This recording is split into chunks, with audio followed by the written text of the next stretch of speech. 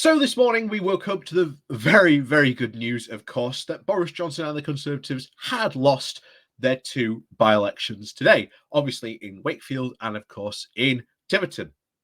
So the interesting points to be scored from this, of course, are that the Tiverton by-election win was massive, to a point where it is the biggest single overturn of a majority in British electoral history. So the Lib Dems went and did absolutely fantastic there. This seat, in terms of quote safeness, was meant to be like the 246th seat that the Tories considered to be safe. Whoops, you know. This is going to send obviously huge ripples through the Conservative Party, through certainly many of the Tories who thought they were safe, but now no longer are safe. Also, you've got the loss of Wakefield, one of the quote red wall seats, which is almost certainly going to put the 2019 intake of red wall MPs certainly on notice, whether how much pressure they will start to put on Boris Johnson to at least fulfill and to seriously actually start to do some stuff around like the leveling up promises is going to be quite interesting, because one of the big takeaways from Wakefield is, what were the people saying in Wakefield? Well, when they were asked, do you feel that Wakefield has been leveled up, their response basically said, no, we do not feel that at all. We cannot see any evidence that has happened. Contrast this, of course, going right back to the start of the very sort of first Boris Johnson, shall we say, by-election he had to face, which was, of course, in Hartlepool. What were the voters saying there after the Conservative win there? Well, their response was, okay, we held our noses, we voted for you, you've made these promises to, level us up and give us the money to do so, now hand it over. There has been no, leveling up money gone to Hartlepool, no such funds at all. So certainly come the next general election, all these red wall MPs are going to have a lot, and I mean a lot of, well, explaining to do why, should we say, they haven't been leveled up at all. But the interesting thing, of course, that has been, at least come out from this, has been the resignation of Oliver Dowden, the Conservative Party chair. And maybe, because this will be coming out later in the day, there may have been more resignations. That will almost certainly put more pressure on Boris Johnson. There are rumours and rumblings that we have heard so far that the 1922 committee may be meeting. That could certainly be interesting if they come along and, shall we say, change the rules so that there can be more than one vote of no confidence against Boris Johnson. Certainly will be very interesting indeed. But I suspect things are now moving in the background. I really do suspect things are moving in the background, because they know it. They cannot keep Johnson. And, they know it. They absolutely know it. There is going to be coming a tipping point, a turning point, and this almost certainly was that moment. You can't deny that was the moment. So let's go into this article on Politico covering Dowden's, of course, resignation and some of the stuff that he put in his letter of resignation to Boris Johnson. So before we go diving into that, please do press that like, share, and subscribe button if you're new to the channel. And of course, down below there is a link to my Patreon page and a website link called Buy Me Coffee, where you can, well, buy me coffee. And as always, thank you very much to all those people who do help and support the channel that way. So, as always, on we go. Nope. There we go, wrong button. There we go. Whoop.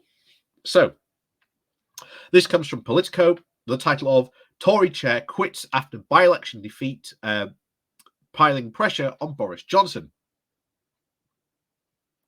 Conservative Party Chairman Oliver Dowden resigned early Friday morning after his party suffered a spectacular losses in two UK parliamentary by-elections, heaping pressure on Boris Johnson's already weakened leadership. Labour regained the North English constituency of Wakefield, West Yorkshire, with a 13% point swing away from the Tories, boosting the opposition party's hopes of a return to power at the next general election.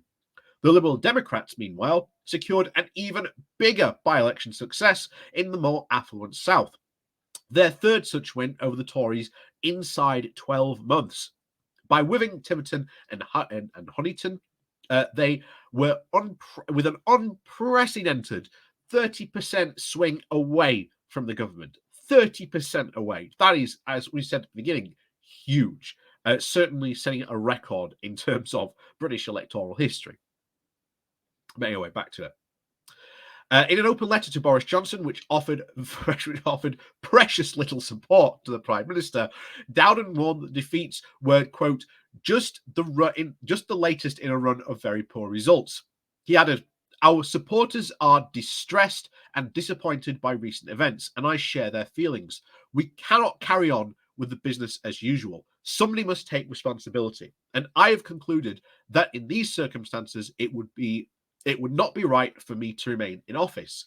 The result in Tiverton represents the biggest swing away from a governing party in British political history and will stoke Tory fears of the so-called Partygate scandal has triggered a collapse in the support of Johnson in the traditional Tory shires.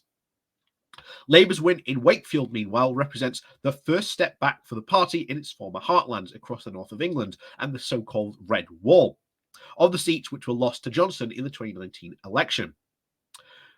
Of course, speaking in Kigali, I think I say it, in Rwanda, where he was attending the Commonwealth Heads of Government Summit, Johnson accepted that the results were poor, but vowed to keep on going as Prime Minister. It's absolutely true that we've had some tough by-election results, Johnson said. They've been, I think, a reflection of a lot of things, but we've got to recognise that voters are going through a tough time at the moment. So why aren't you doing anything about it then? If you recognise that times are tough, why aren't you doing anything about it? But anyway, it continues. The Prime Minister has been under pressure from multiple fronts, most acutely after he was fined by the police and criticised by an inquiry into the lockdown breaking parties held in Downing Street. Earlier this month, Johnson narrowly survived a vote of no confidence in his leadership, which 4 in 10 of his Conservative MPs voted to remove him. Deputy Prime Minister Dominic Raab blamed the results on a perfect storm, citing the ongoing cost of living crisis as well as the usual circumstances which the by-election took place. Both Conservative MPs formerly holding their seats have been forced to resign in disgrace. But he admitted the, quote, distractions of the government Downing Street lockdown parties, as well as multiple other ethics questions surrounding Johnson were factors too. He said, "We're going to be relentlessly focusing on delivery and not allow the distractions of recent times to take our eye off the ball," Raab told BBC Radio 4. "There is no doubt that we've shown ill discipline, and collectively we need to reflect on that." Other senior Tories, however, insist that Johnson should be removed from the leadership before matters get worse for the party. Gavin Barwell, a former Conservative MP and senior aide to ex-Prime Minister Theresa May, told the BBC that these results were catastrophic and warned that the party was sleepwalking towards defeat unless it changes course. Labour leader Keir Starmer, speaking to the broadcasters on the victory lap in Wakefield Friday morning, said that the Conservative Party was absolutely imploding, adding they know they are out of ideas and out of touch. And Lib Dem leader Ed Davey echoed that sentiment, calling his party's victory stunning and a wake-up call to all those Conservative MPs propping up Boris Johnson. So the question is, I think, again, I asked this very well this morning on our Good Morning Walk. We sort of covered this. What happens next? Well, maybe there might have been more resignations today. That is possible. Almost certainly, as I said today, keep an eye on the 1922 committee if they go to meet, if they announce any rule changes or anything like that. Almost certainly, things could get pretty interesting if that happens. But I fully expect, shall we say, more Conservative MPs probably by maybe even today, maybe even when they get back on Monday, for stuff to obviously start happening. Obviously, Thursday and Fridays on the traditional days where they go back to their constituencies. So there is a possible lot of stuff going to happen. Could it happen over the weekend? Possibly. Could it happen on Monday? Almost definitely. But things are going to get, I think, more and more interesting as time goes along.